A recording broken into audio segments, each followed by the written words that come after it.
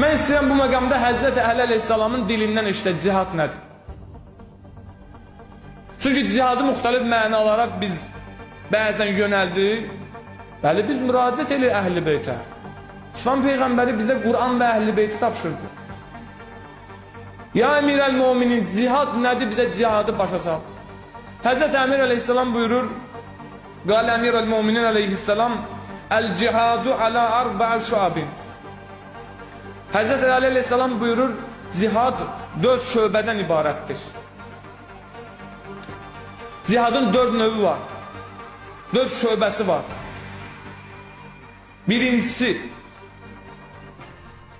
Əl-əmr bil-ma'ruf, yaxşı işlərə dəvət cihadın birinci hissəsidir.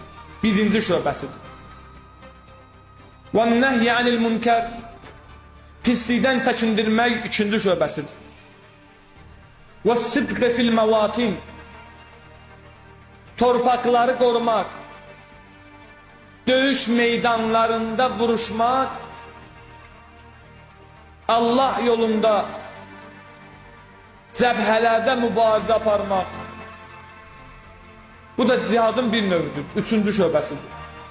Dördüncüsü Həzrəti Əleyhisselam buyurur, və şənanil fasiqin, günahkar insanlara qarşı, ummul fəsad, fəsadın anası olan, dırnaqarası insanlara qarşı düşmənçilik, cəmiyyətdə fisq, fuzuru yayan, fasiqliyi cəmiyyətə rəvac verən, günahkarlarla düşmənçilik etmək.